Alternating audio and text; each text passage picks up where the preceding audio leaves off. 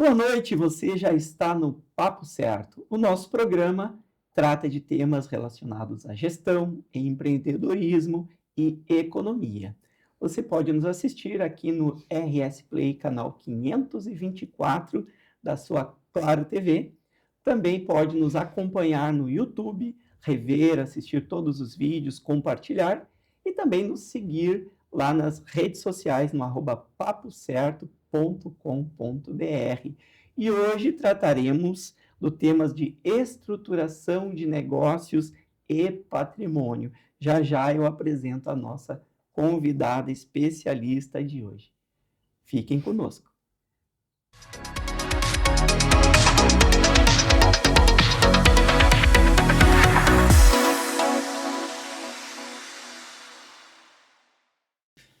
Para tratar do tema de estruturação de negócios e patrimônio, estamos recebendo hoje a convidada, a doutora Bianca Beck-Kunz, advogada, fundadora da Advogados Beck e especialista em direito societário, M&A e planejamento patrimonial.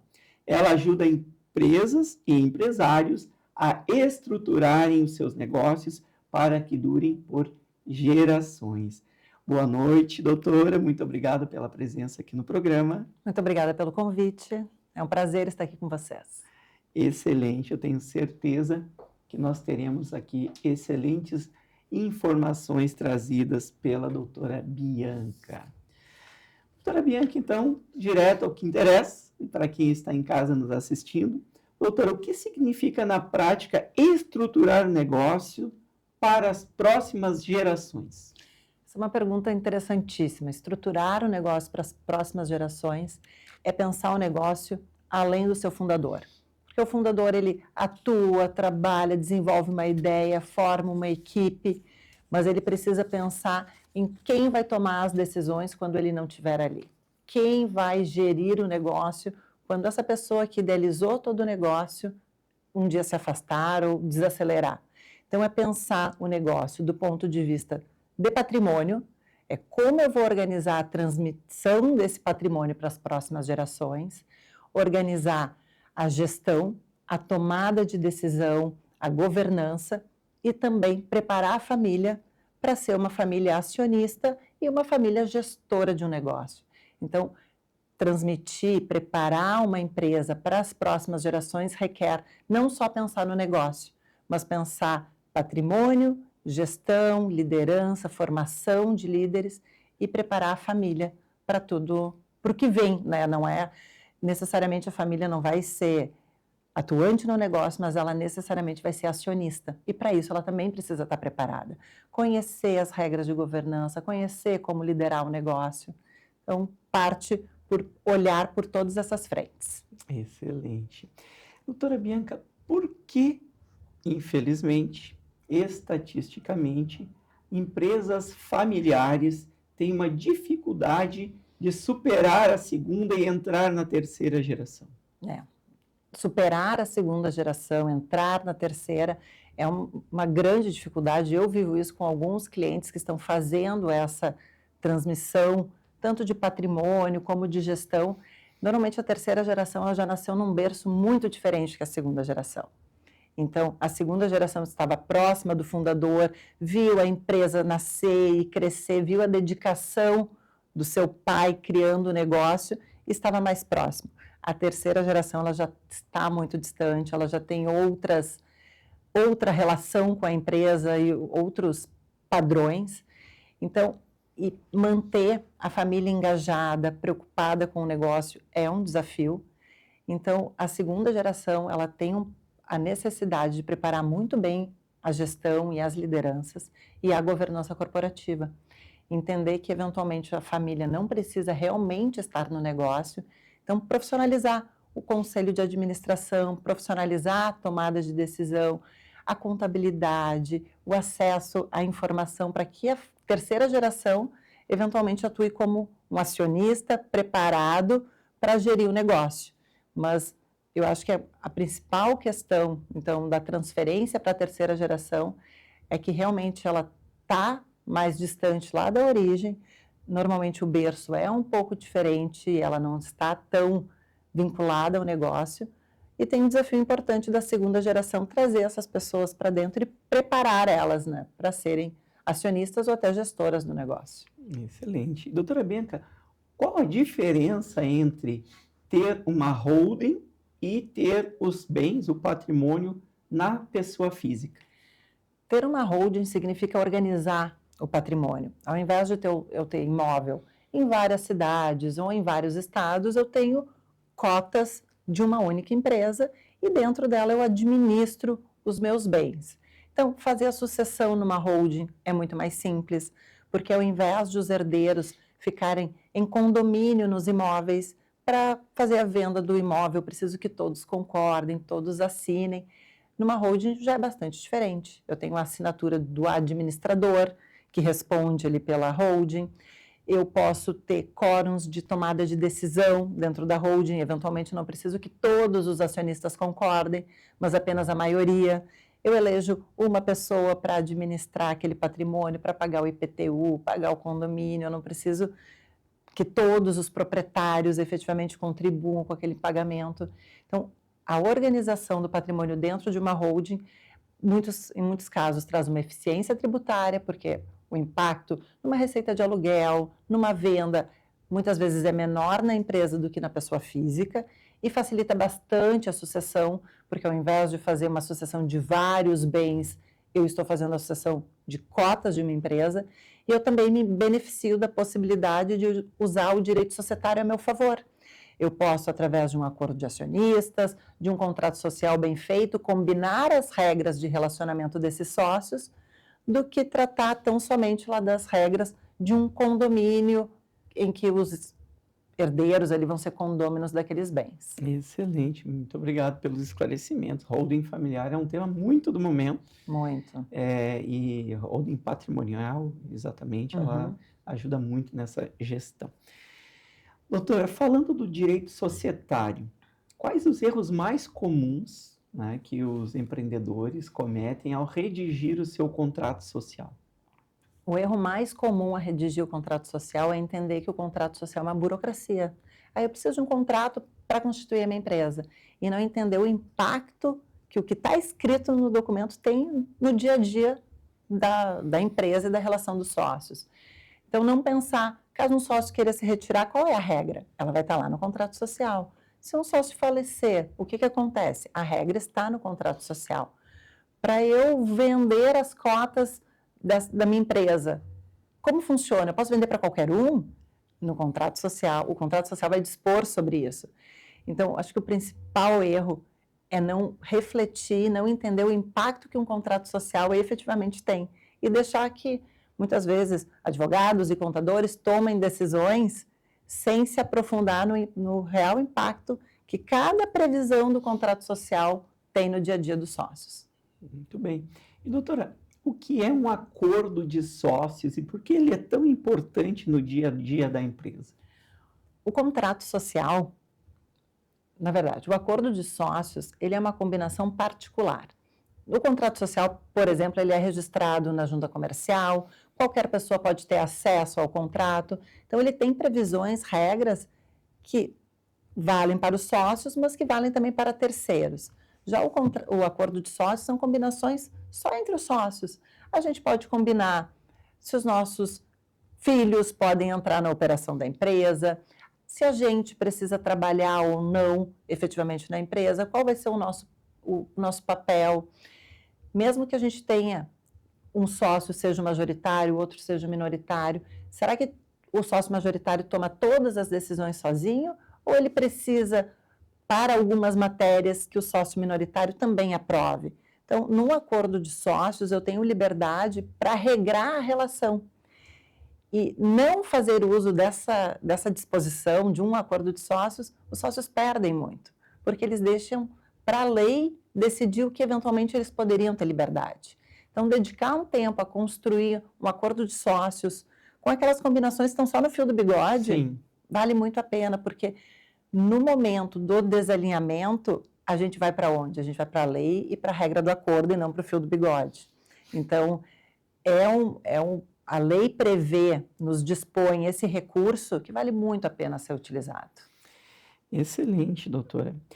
Doutora, planejamento patrimonial é apenas para milionários ou grandes negócios ou também servem para os pequenos empresários e pequenos negócios? Planejamento patrimonial serve para os pequenos empresários também. É claro que os bilionários precisam olhar, mas hoje a carga tributária ela impacta demais nas operações e na conservação do patrimônio. Então, a gente precisa analisar se eu estou adotando a melhor estrutura tributária, a melhor estrutura societária, com a tributação sobre as altas rendas, em que os dividendos passam a compor uma receita tributável. Eu preciso olhar se realmente eu estou organizado da melhor maneira. Os empresários, os empreendedores, eles investem tanta energia, tanto tempo para performar bem os seus negócios, para conseguir as melhores margens, a melhor eficiência. Não dá para deixar dinheiro em cima da mesa do ponto de vista tributário. Então, a gente realmente precisa pensar o planejamento patrimonial como uma estratégia que todos devem adotar e se preocupar com o tema, principalmente agora com reforma tributária, tributação de dividendos. Nós temos muitas novidades que realmente, e uma coisa importante também é que o planejamento patrimonial ele não é estanque. Eu já constituí a minha holding, eu já estou com isso resolvido. Com a reforma tributária, novas tributações, os planejamentos eles são vivos, eles são constantes. A gente precisa olhar para as estruturas e ver se elas ainda fazem sentido com as novas regras. Muito bem, doutora. Eu vou fazer uma pergunta aqui que eu sei a resposta, mas eu acredito que os empreendedores que estão nos assistindo aqui, eles têm essa dúvida. O custo-benefício de fazer um planejamento patrimonial, planejamento sucessório. Muitos pequenos empreendedores, eles deixam para um segundo momento, até para força da lei definir o que vai acontecer, com esse receio de que se tenha um custo muito elevado de um acordo de sócios, por exemplo, uma revisão do contrato social. A senhora pode trazer sua opinião sobre isso? O investimento num planejamento, num acordo de sócios, é evitar uma briga, evitar um desgaste, evitar um custo, muitas vezes desnecessário. Então, é claro, tem um investimento inicial, mas que, via de regra, ele é muito menor do que os empresários efetivamente imaginam, mas ele é um investimento para evitar um desgaste muito maior e custos elevados. Quando a gente fala de investir num acordo de sócios, é para evitar um litígio, evitar que as pessoas não conheçam as regras e que a empresa sangre muito mais com uma disputa societária. Planejamento sucessório, eu consigo adotar estratégias que podem minimizar o impacto do ITCMD, o custo de um inventário e, principalmente, criar um ambiente de diálogo em que o patriarca, a matriarca possam conversar ali com os seus herdeiros e combinar essas regras.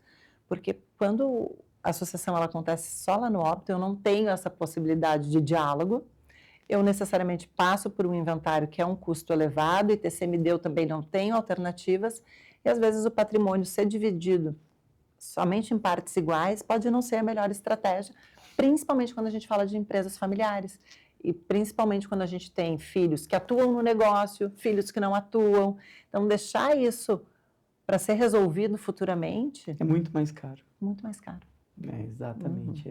Esse é o meu entendimento também, que planejar agora e ter um investimento em uma consultoria contábil, jurídica, enfim, especializada neste tema, é muito, muito mais econômico do que deixar para estourar este problema lá no futuro. Com certeza.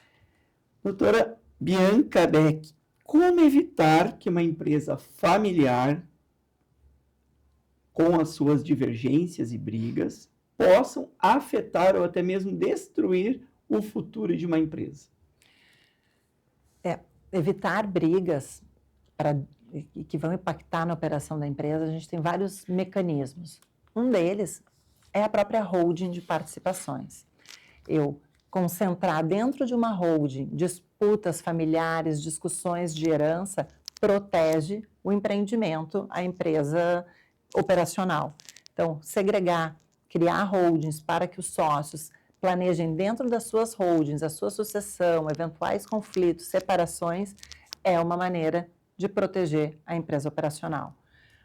De novo, né, sem querer ser insistente, mas acordo de sócios, regras de governança. Qual o papel de cada sócio na tomada de decisão? Como os sócios vão eleger ali os membros da administração? Quem administra?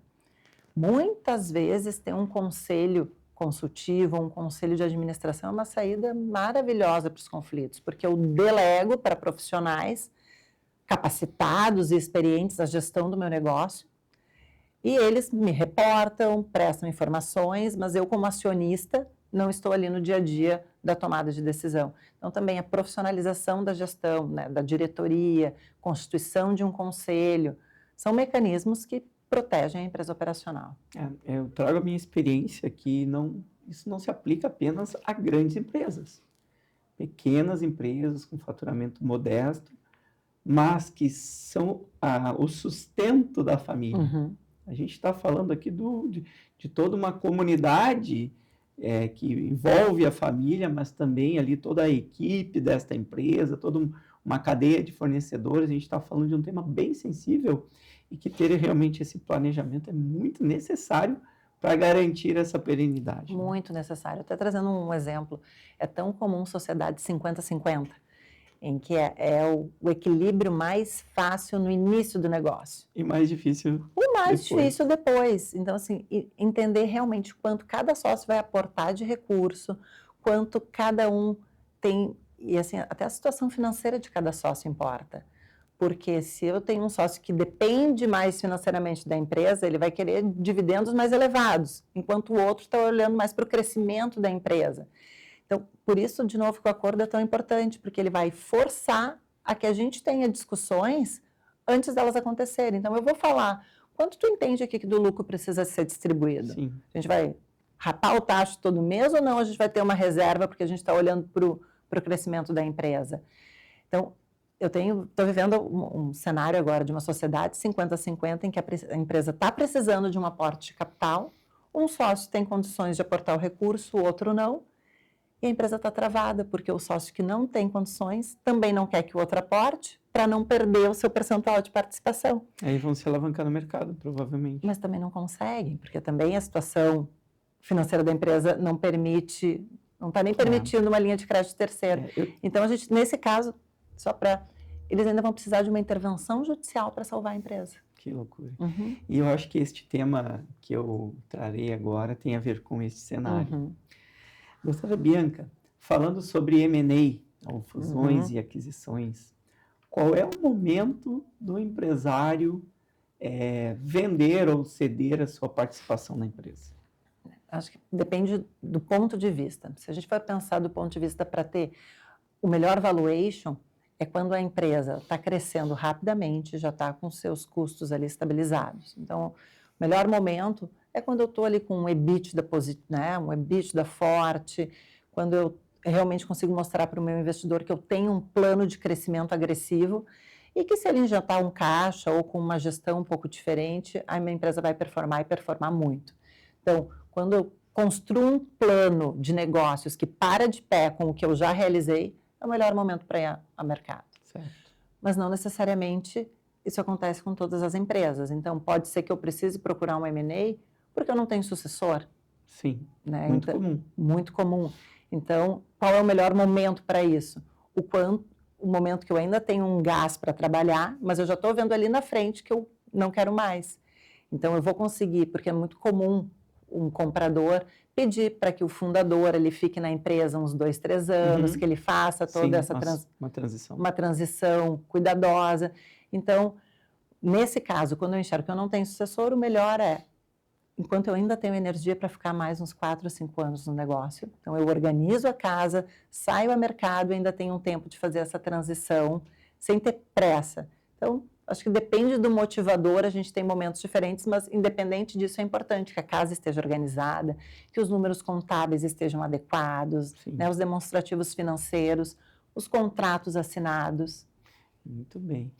Então, neste tema do M&A, tem um item que é muito relevante, que é a due diligence. Sim. que assusta muito alguns empresários. Por que isso acontece? A due diligence, ela é um procedimento em que o comprador contrata auditores, profissionais especializados para olhar os números da empresa, os contratos, para realmente verificar se tem um esqueleto escondido no armário. E muitas vezes o empresário que está ali no dia a dia do negócio, nem ele tem muita certeza de como está o negócio dele, né? Então é um momento que ele fica apreensivo de fornecer muita informação, fornecer os dados e ter até surpresas com o seu próprio negócio. Mas, na verdade, na minha visão, o empresário deveria ver a due diligence como uma oportunidade de melhorar os seus processos, de ter um outro olhar sobre algumas decisões tributárias e estratégicas. A due diligence, ela... Normalmente não se faz preventiva. Não. Poderia? Deveria. Periodicamente avaliar, porque isso acontece em todos os negócios, acontece no meu também. Muitas combinações, contratações, até são verbais. Na due diligence, tu precisa apresentar todos os contratos. Então, aquelas combinações verbais, parcerias verbais, né? Algumas combinações, a due diligence é um momento de, vamos formalizar trazer à tudo. tona tudo isso. Exato. Tirar debaixo do tapete e Então, formalizar. fazer due diligence prévias, né? Para quem está pensando no M&A, essa é uma primeira medida. Deixa eu ver o que uma auditoria pede, deixa eu entender um checklist, deixa eu ver se eu cumpro todos esses requisitos, se as minhas certidões negativas estão em dia, se os meus contratos com clientes estratégicos estão vigendo. Isso é bem comum, o contrato não está mais vigendo, eu continuo prestando serviço, ele continua pagando, isso não é um problema. Na due diligence isso para a empresa que está sendo avaliada, mas Exato. Também para o investidor eu vejo que muito necessário, porque estará investindo ali muitas vezes o patrimônio de uma vida inteira na aquisição de um negócio ou parte desse negócio. Nós da Fortes fazemos essa validação desses contratos através da due diligence. Então, tivemos alguns casos que sim, ok, perfeito, estava adequado, inclusive no nosso relatório validamos e até trouxemos pontos bem positivos, é bem comum acontecer, mas também aconteceu já de alguns negócios não irem adiante. E é exatamente aí o papel de proteger o investidor, né? Então, nesse momento ali da avaliação, o parque de máquinas e equipamentos estava muito depreciado, muito diferente do registro contábil, muito diferente. Então, já estava defasado e aquilo ali, de fato, não parava em pé. Perfeito. É um negócio em que o nosso cliente, ele economizou muitos milhões de reais. Infelizmente, o negócio não foi adiante. Lamentamos para quem estava querendo vender, mas o número não refletia a realidade. Sim. E por que a due diligence é tão importante, né? Nesse teu ponto, vocês avaliaram o ativo da empresa, para ver se ela efetivamente valia... Mas também contratos e certidões. Exato, porque assim, o passivo, ele é da empresa. Então, o comprador, ele se responsabiliza por aquele passivo, né? Ele vai ter que honrar aquelas obrigações e compromissos. No contrato, muitas vezes, a gente estabelece regras de que o vendedor se responsabiliza, mas perante o fisco, perante o funcionário, o novo comprador passa a ser o responsável pelo pagamento. Sim. Então, a auditoria ela é um ponto fundamental de qualquer operação de M&A do ponto de vista do comprador, para ele saber onde ele está colocando o dinheiro e onde ele está se metendo, né? Exatamente. Bom, vamos tratar de um outro tema bem sensível, que é muito atual, que foi essa reforma, não é, na parte tributária, no que atinge o imposto sobre transferências, doações, que é o ITCMD. Como é que a senhora vê esse impacto, né, da reforma nessa questão de heranças e sucessões? A reforma tributária, no que se refere ao ITCMD, ela mudou algumas regras, mas principalmente a metodologia de avaliação, em especial de empresas. Alguns estados, eles permitiam que o ITCMD fosse calculado com base no valor patrimonial da empresa. Então, se a minha empresa é uma holding patrimonial e o imóvel está contabilizado por um valor baixinho, eu pagaria o ITCMD considerando esse valor patrimonial. Sim. A nova regra estabelece a necessidade de avaliação de todos os bens. Então, eu vou reavaliar o valor dos ativos a valor de mercado. E as empresas operacionais, a lei estabelece a necessidade de avaliar o fundo de comércio, perdão, ou adotar a metodologia de fluxo de caixa descontado, que é uma complexidade gigantesca. Sim. Tu estabelecer um valor para o futuro, considerando que tu quer doar as cotas da empresa que vale hoje. Então, acho que a gente vai ter várias discussões sobre essas metodologias de avaliação. Mas a reforma tributária, ela vai aumentar o ITCMD, não porque ela está aumentando as alíquotas, mas porque ela vai aumentar a base de cálculo, em especial das empresas. Doutora, é possível fazer uma sucessão, aqui falando empresarial, né, sem perder o controle e o comando da empresa? Sim, é possível fazer a sucessão sem perder o controle. Existem mecanismos na legislação que permitem que a gente transfira a propriedade e se reserve o usufruto, mantendo a tomada de decisão, participando das reuniões de sócios e votando com aquelas cotas ou ações, se mantendo na administração dos bens. Então, é possível, sim, fazer a transferência do patrimônio, mantendo para si a administração e o recebimento dos dividendos ainda na geração anterior. Tudo é planejar. Tudo é planejar. Né? Não deixar para depois. Doutora, qual é o papel do protocolo de família na regra, na organização da entrada de sucessores na empresa? O acordo de acionistas, ele é um acordo de quem já é acionista da empresa. Então, assina esse documento quem já tem cotas ou ações. Já o protocolo de família, ele é um documento assinado pelos membros daquela família, em que a gente combina regras de, bom, se você tiver interesse em trabalhar nesta empresa, você precisa se preparar desta forma, você precisa adotar este regime de casamento. Existem várias regras que a gente pode prever dentro de um protocolo familiar para que a família se organize, para que possa, sim, participar ou da gestão ou ser acionista do negócio. Então, o protocolo de família é um documento muito útil para famílias empresárias, para combinar regras, mesmo que os membros ainda não sejam sócios ou não participem da gestão da empresa. Excelente. E como proteger, então, o patrimônio pessoal de eventuais problemas jurídicos da empresa? Para proteger patrimônio pessoal de problemas jurídicos da empresa, a gente pode adotar estratégias de adoção de holding, né, que cria uma camada de proteção.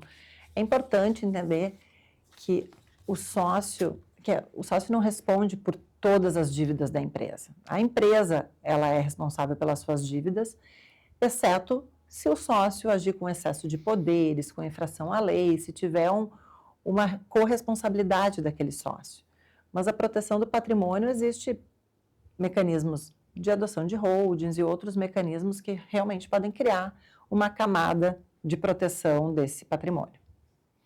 Realmente aí tem problemas bem importantes que, se não se planeja, não se estrutura realmente, o seu patrimônio pode afetar a vida pessoal e vice-versa. Com certeza, com certeza. Doutora Bianca Beck, em um processo de M&A, o que mais valoriza uma empresa sobre o aspecto jurídico?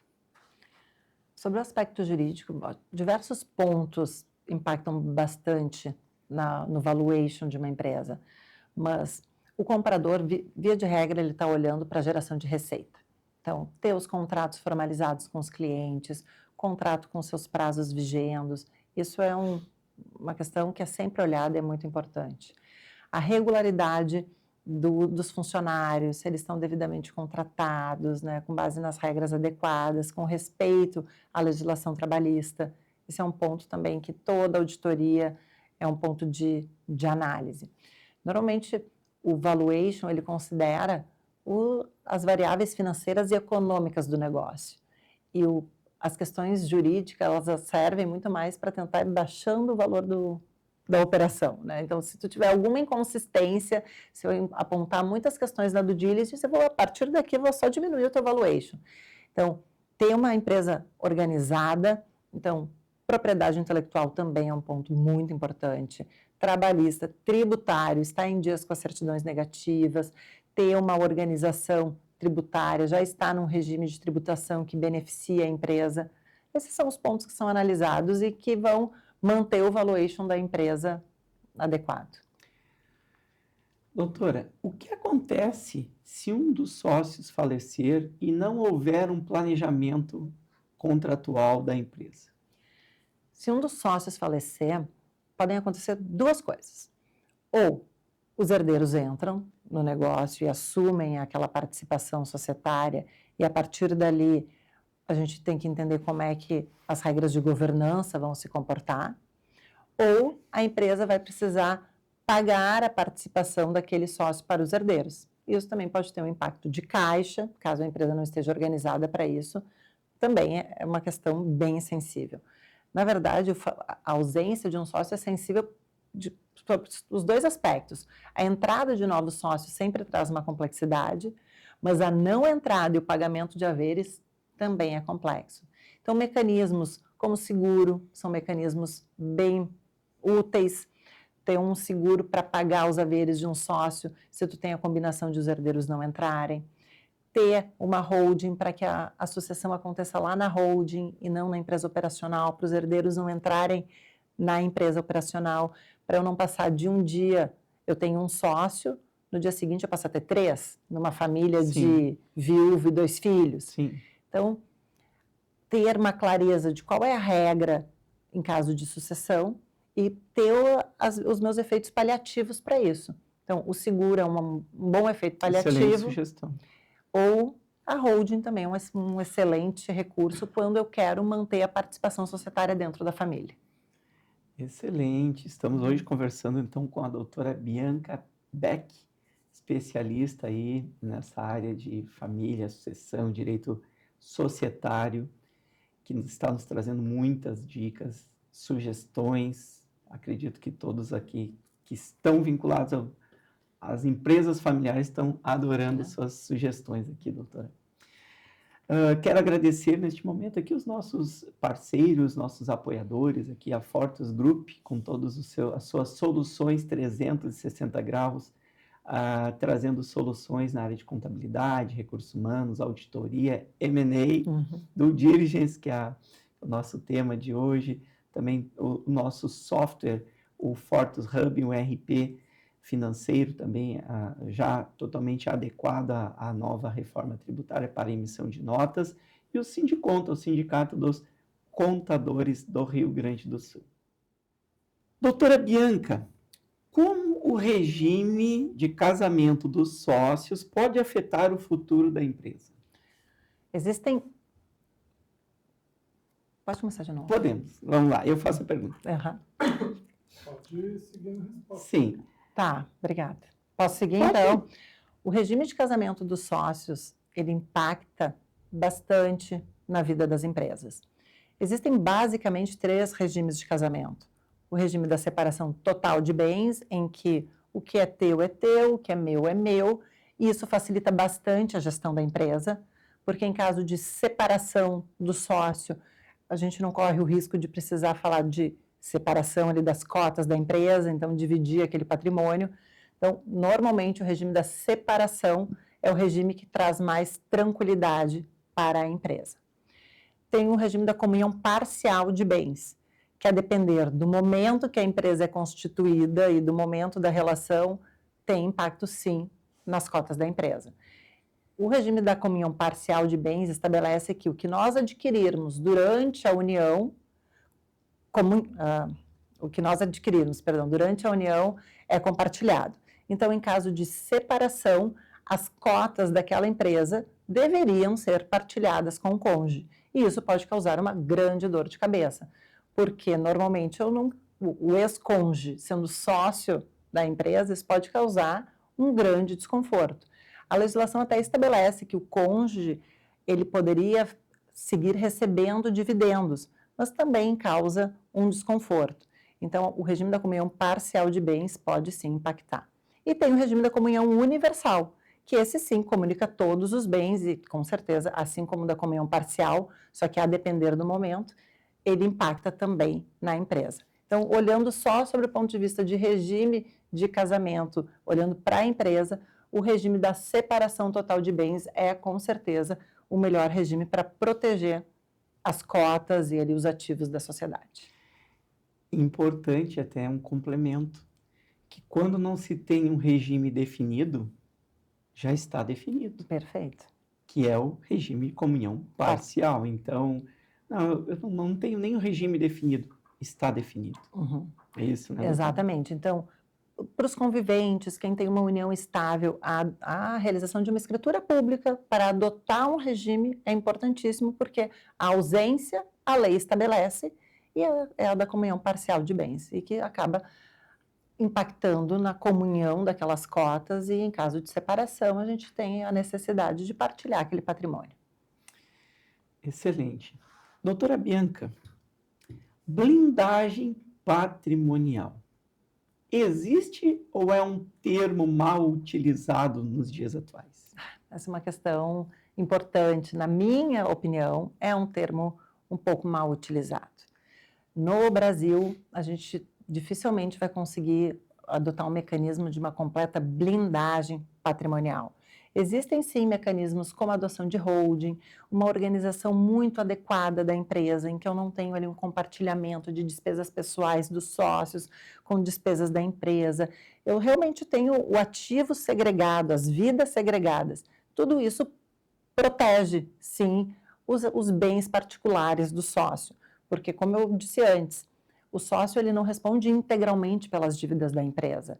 A empresa ela é um ente independente, ela tem a sua personalidade jurídica, o valor que o sócio aportou lá no capital social é o montante que ele está disposto a correr de risco no negócio, mas a gente sabe que no Brasil, dívidas trabalhistas, dívidas tributárias, ambientais, elas realmente podem respingar no sócio.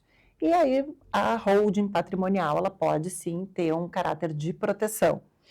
A adoção de mecanismos estrangeiros, eles sim podem trazer uma proteção ainda maior. Então, trusts no exterior, outras ferramentas podem sim ajudar muito mais nessa organização e até buscar uma blindagem.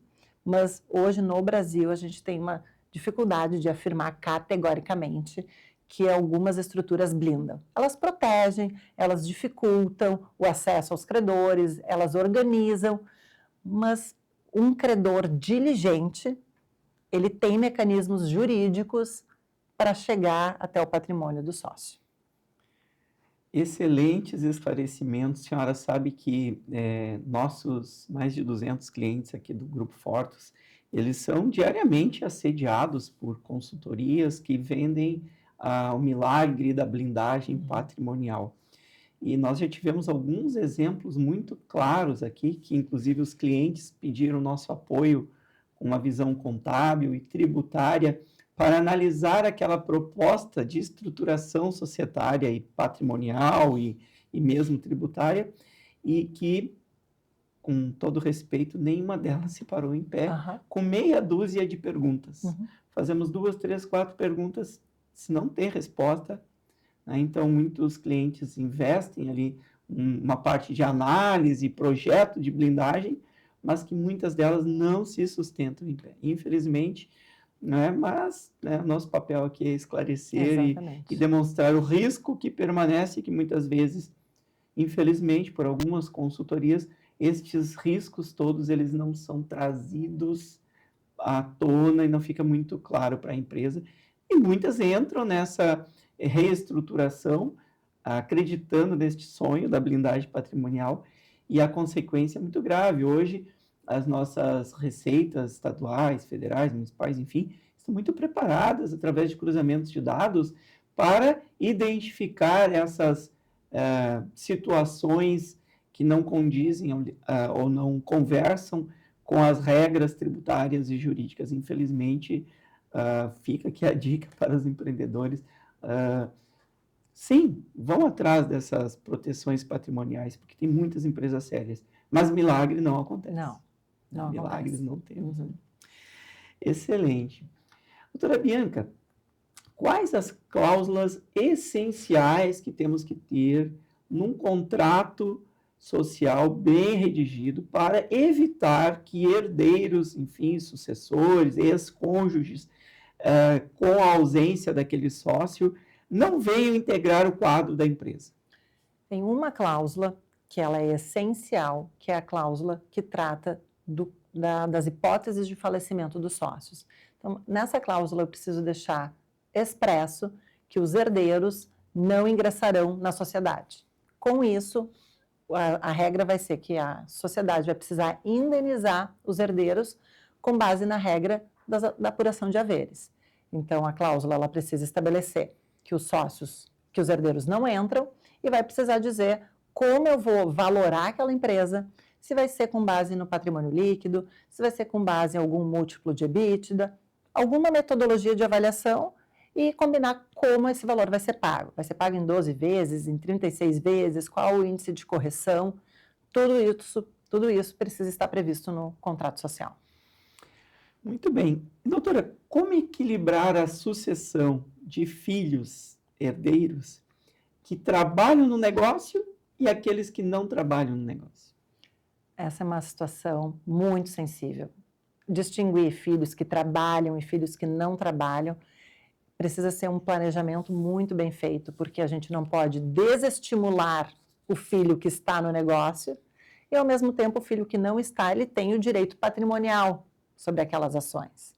E muitas vezes o que não está não tem uma visão tão clara da necessidade de reinvestimento na empresa, ou ele está olhando muito mais para receber só dividendos, enquanto o que está no negócio, ele quer fazer o negócio crescer, ele quer reinvestir, ele quer contratar. Então, é muito comum ter visões antagônicas, e esse aqui que está no negócio também, que é uma remuneração mais elevada, porque ele está ali investindo o seu tempo, a sua energia.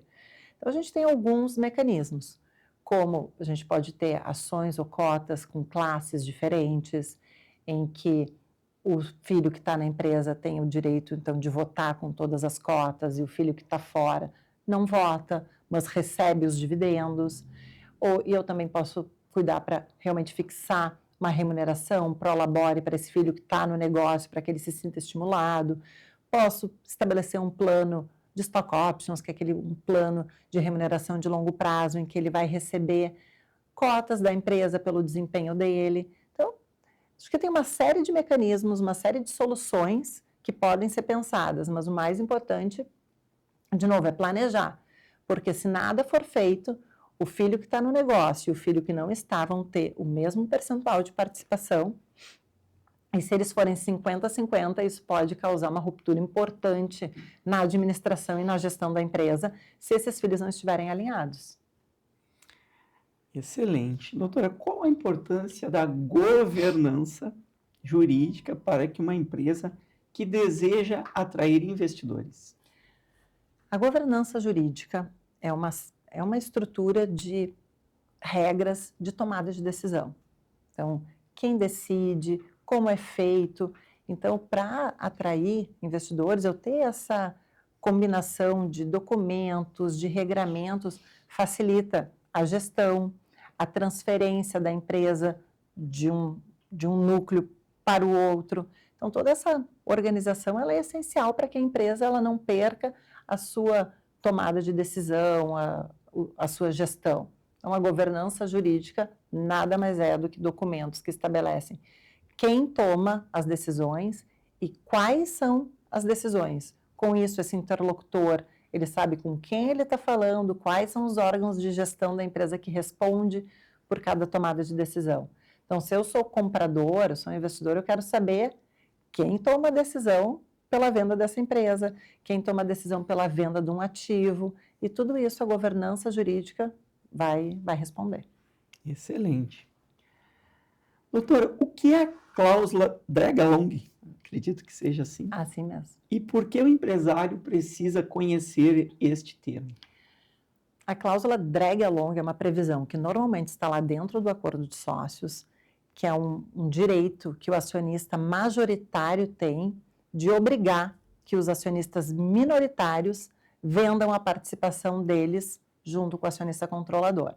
Então, Se eu tenho 80%, 90% da empresa e tem um comprador que quer comprar 100%, eu tenho que ter o direito de exigir que os demais acionistas vendam junto comigo.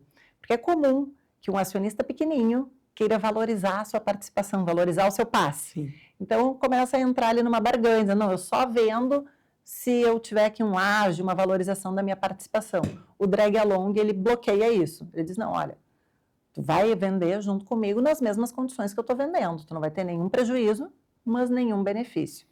Em empresas, por exemplo, de prestação de serviços, empresas de tecnologia, startups, é muito comum, para motivar os sócios, as pessoas chaves do negócio, se dar um percentual de participação, para que a pessoa esteja engajada com o crescimento do negócio.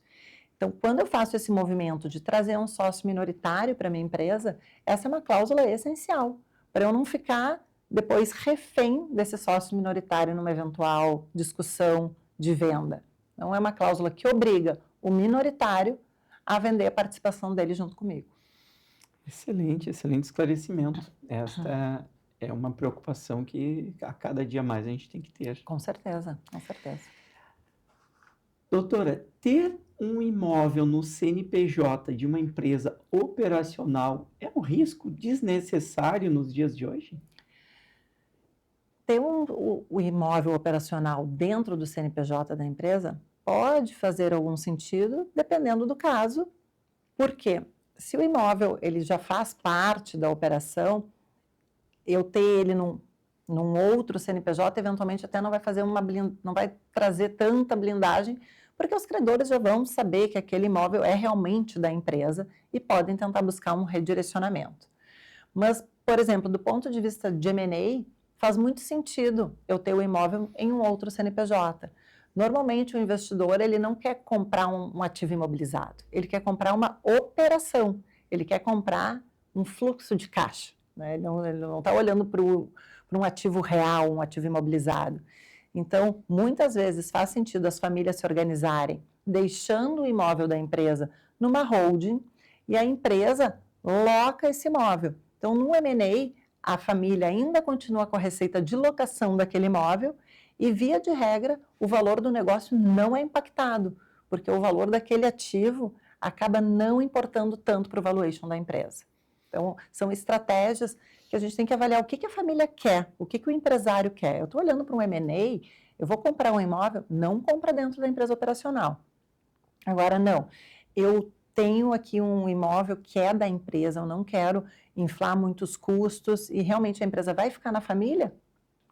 Pode ser que faça sentido comprar ali, mas realmente tem que ser avaliado em caso a caso. Mas, assim, regra geral, normalmente vale a pena constituir uma holding imobiliária e comprar o imóvel pela holding imobiliária, ter uma receita de locação, que daí são duas fontes também de renda da família. Porque isso também acontece. O imóvel estando na empresa, claro que a empresa não está tendo aquela despesa, mas o proprietário, que muitas vezes integralizou aquele bem, não tem uma receita extra. Exato. E se tiver uma holding ali, ele pode ter, além da própria atividade operacional, uma receita, uma renda extra. Até agora, sobre o ponto de vista contábil e fiscal, se o imóvel ele está no CNPJ, ele está depreciando. Sim. E eu posso, ao invés de me aproveitar dessa depreciação, me aproveitar de uma despesa de locação. Sim. E eu gero essa receita numa outra empresa. Então, realmente, via de regra, vale mais a pena ter um imóvel num outro CNPJ. E é importante já fazer isso no momento da aquisição do imóvel, porque depois deslocar o imóvel de um CNPJ para o outro é trabalhoso. Eu tenho as licenças que eu já obtive por aquele CNPJ. Então, por isso que se planejar é tão importante, porque eu já tomo a decisão enquanto o custo ele é menor, enquanto a burocracia é menor. Ao invés do, não, já deixa eu fazer aqui rapidinho e depois eu vejo. O depois eu vejo custa caro. A senhora sabe que que eu menos gosto na minha profissão de consultor, contador, é saber da informação ou ser consultado depois de já ter acontecido aquela situação, aquele negócio, aquela decisão. Já me mudei para o novo endereço. Como assim? Como assim? Se muda para o novo endereço? Alvarás, licenças, a alteração e tudo. bom, agora a gente vai fazer. Então, Aham. assim, isso vale não apenas para esse exemplo que eu trouxe, mas para tudo na vida do empresário. E, volto a dizer, o pequeno empreendedor ele tem um receio de ter um custo elevado. E eu sempre digo, esse custo é infinitamente menor do que um custo de uma operação ter que ser paralisada, por exemplo, por não ter um alvará, e aí os seus toda a consequência que tem de não poder ter aquela atividade naquele endereço. Isso vale para todas as situações. Então, Perfeito, prevenção é a palavra-chave. Converse com perfeito. seus profissionais. Vamos falar agora de um assunto que para muitas empresas é muito delicado, que é a saída de sócios. E todo o impacto que este evento pode ter, então, ali na vida da empresa, especialmente no caixa, com o pagamento dos haveres na sua saída. Como lidar com esta situação?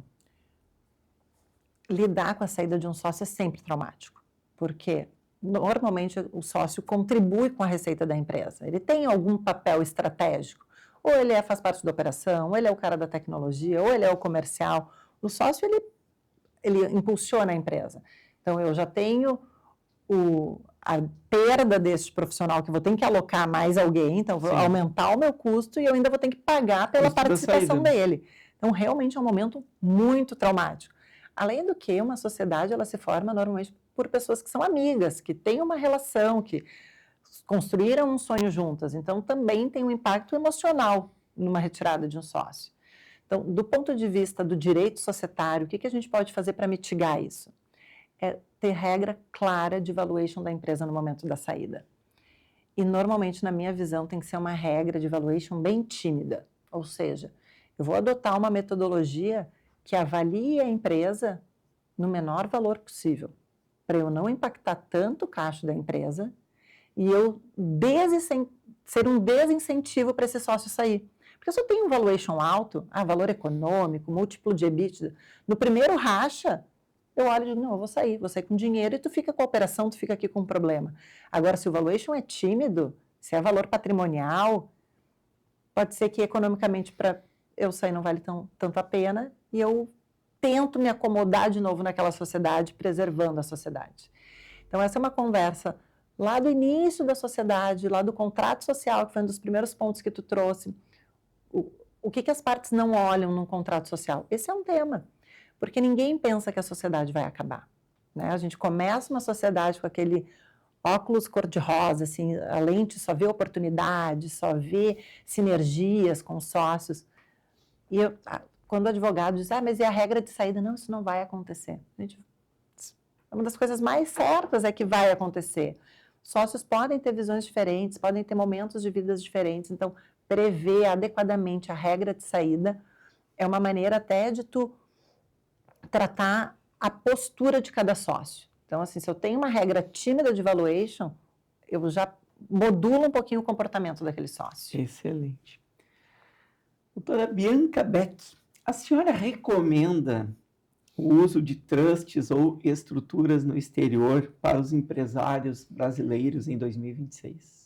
A adoção de estruturas no exterior, trusts, enfim, dependendo da jurisdição, a gente tem vários mecanismos, ela pode ser muito útil, mas a gente precisa realmente entender a necessidade do empresário, a composição familiar, tudo isso tem um custo envolvido.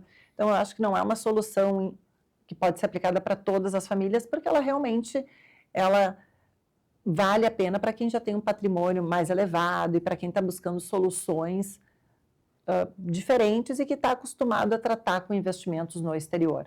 Mas sim, é uma solução que cada dia vem se popularizado, cada dia mais a gente tem profissionais especializados oferecendo essas soluções aqui no Brasil. Então, sim, é uma solução útil, mas a gente precisa entender o que o empresário está buscando, qual é a solução que ele quer, para ver se realmente se encaixa na necessidade. Excelente. Hoje estamos falando com a advogada Bianca Beck, especialista aqui no direito empresarial, societário e de família, que está trazendo muitos esclarecimentos para quem nos assiste.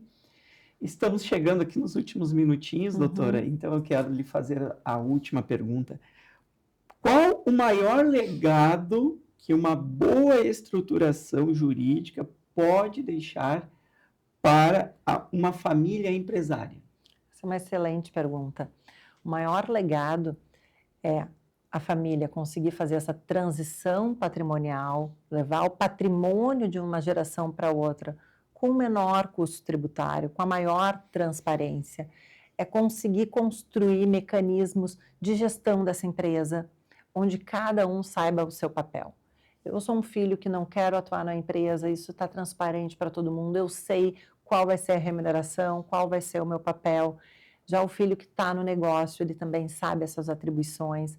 A gente estruturar mecanismos de clareza para quem quer entrar no negócio, como é que ele se prepara, quais são os requisitos, o que ele precisa fazer para participar do negócio.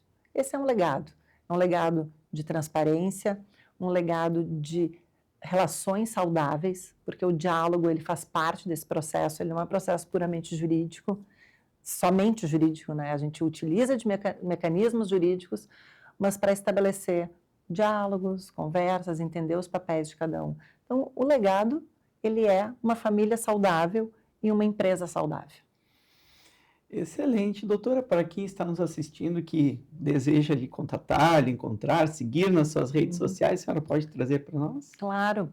O meu Instagram é Bianca Beck Kunz. Também nós temos o Beck Advogados Associados, que é o meu escritório. Nos siga nas redes sociais. Nós temos também um canal no YouTube, que é Beck Advogados, também que a gente compartilha alguns vídeos, algumas informações, para manter as pessoas atualizadas sobre esses temas que são tão importantes. Agora, com uma pitada ainda da reforma tributária que está fazendo com que todas as famílias tenham que se ajustar um pouquinho. Excelente, muito obrigado pela participação no Papo Certo de hoje e deixo um agradecimento especial a todos vocês que estão nos assistindo, nos acompanhando até aqui. E não percam, então, os próximos episódios aqui do seu Papo Certo. Boa noite.